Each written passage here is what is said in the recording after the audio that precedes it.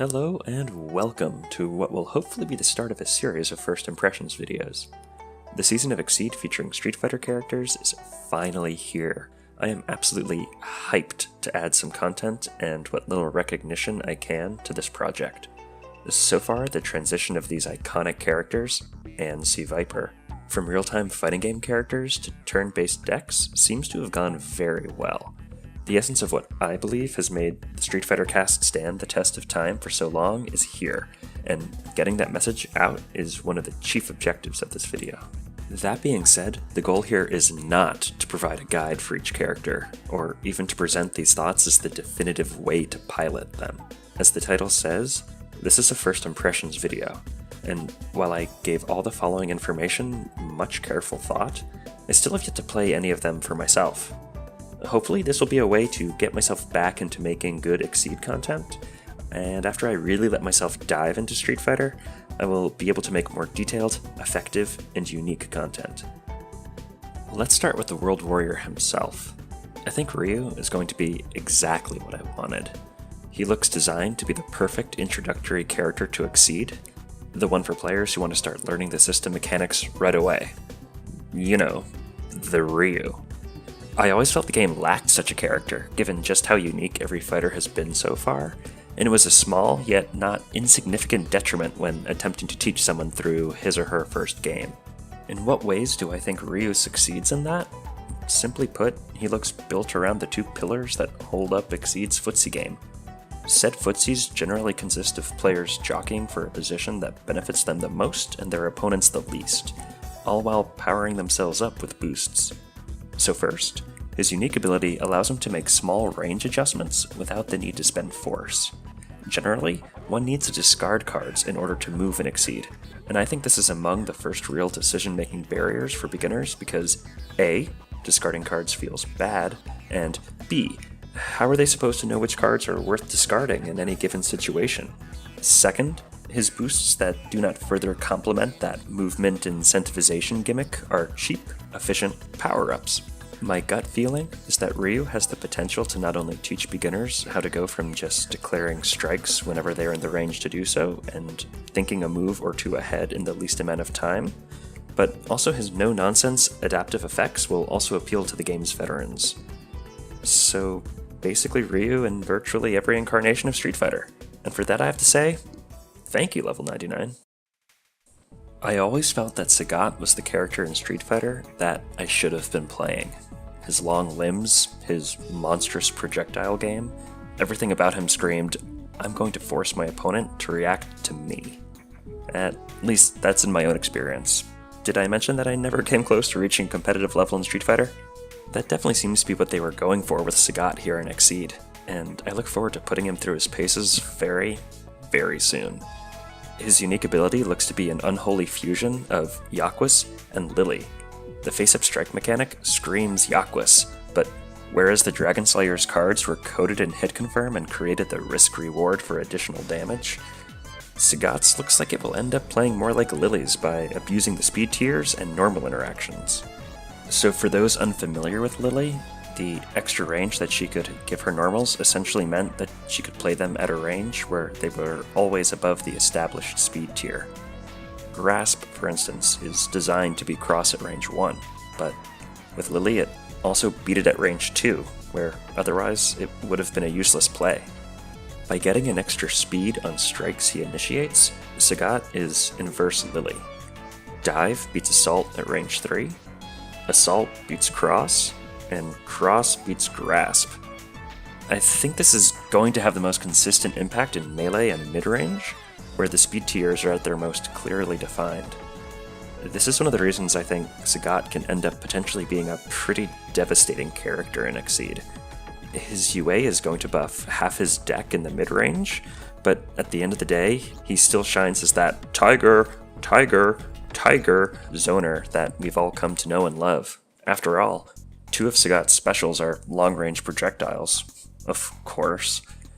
Tiger Shot looks like a card advantage monster that punishes opponents who don't try to move in, and Low Tiger Shot has the season's gimmick of spammable fireballs. Also, check out that boost on Tiger Shot. He gets to cosplay Lily with his entire deck.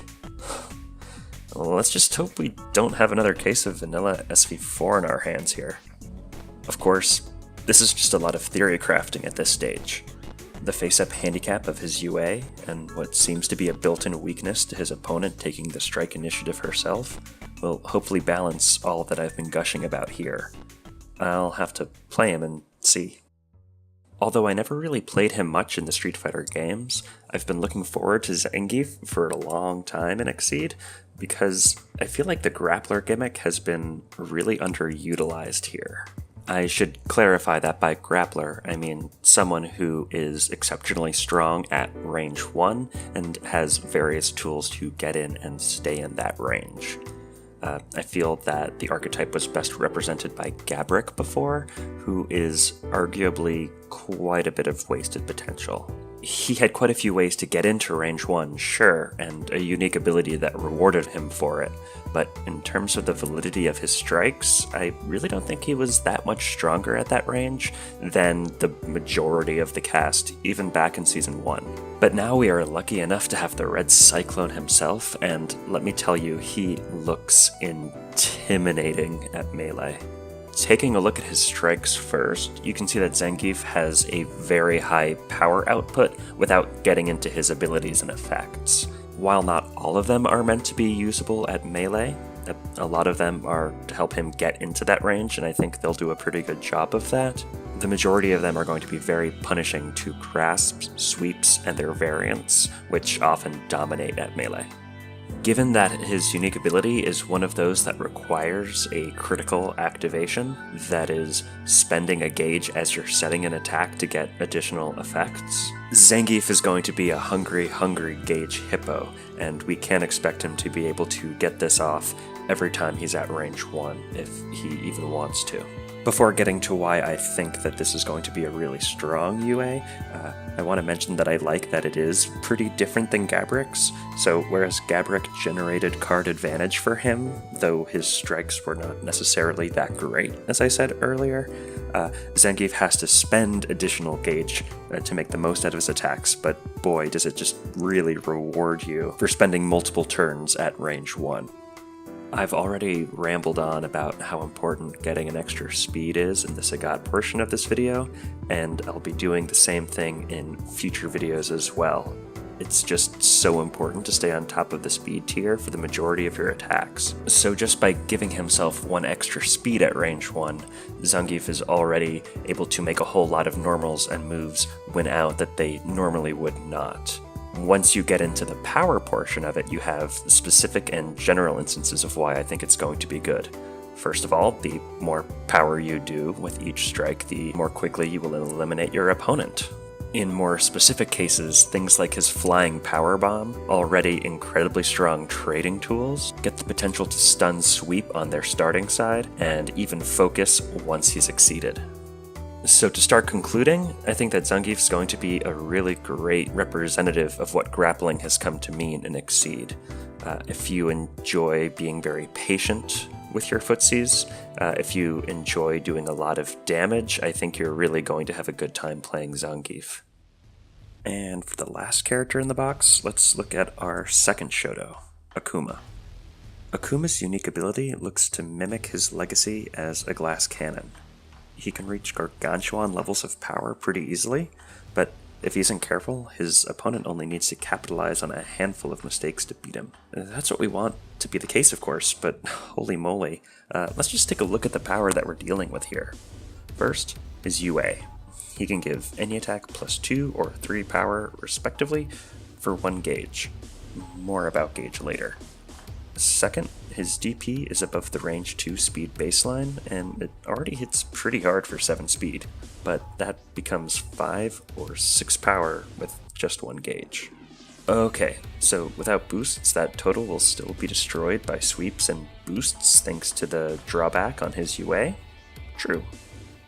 But Zuge Hasatsu, Hyakishi, and Raging Demon all severely punish those normals and things connected to it. That's more options than your average character has, so I'm reluctant to consider him weak to sweep and focus. Akuma's secondary gimmick is for his boosts to be a sort of gauge battery. 4 of his 5 specials have add this to gauge effects, though all but one need to follow a strike to end up as meter.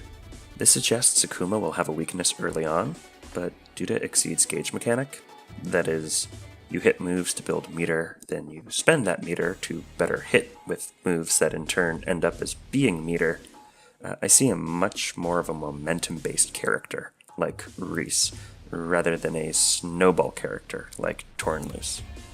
Upon reflection, maybe that's meant to resemble his disgusting Vortex game that I recall being associated with his character in some fighters. Remember, I'm not a pro Street Fighter player by any means. There isn't that much else for me to say about Grand Akuma before I see him being played. If you want what looks like the highest damage in the series and don't mind taking some of the highest risks, he's your demon. And those are my first impressions of the characters within Street Fighter Exceed's Ryu box. One of the reasons that I'm doing these videos, box by box, is that I have the chance to hear feedback from you, the listeners. Were these videos helpful in any way? Did they make you want to pick up this box or any of its characters for yourself? Was it just a bunch of vague nothingness and in the end didn't mean a darn thing to you? Please let me know in the comments below or the Level 99 Discord, I'll link in the description. Next time, I'll try to bring you my quick take on the Chun-Li box, which features the Queen of Footsies herself, Vega, Sea Viper, and the series' true hero, Dan freaking Hibiki.